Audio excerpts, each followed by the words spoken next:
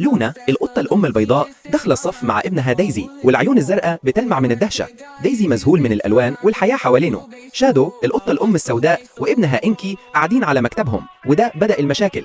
إنكي يمسك ورقة دايزي ويقعها، دايزي بيزعل ولونا تجري تعوضه، لكنها تواجه شادو بحزم. لازم تحترم صحابك. دايزي ماسك لونا من رجلها مستغرب، وإنكي محرج، وشادو تقول أوه طب خلاص.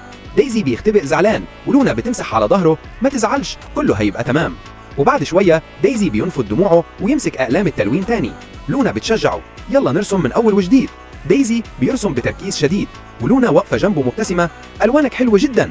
شادو تبص على الرسمة ومن دهشة، وإنكي كمان متابع بدهشة، ولونا فرحانة شايفة هو شاطر. المعلمة تعلن شو أند تيل، ودايزي واقف على المسرح الصغير شايل رسمة النجمة الذهبية. الفصل كله بيصفق، لونا فرحانة وشادو وإنكي صمتوا مذهولين.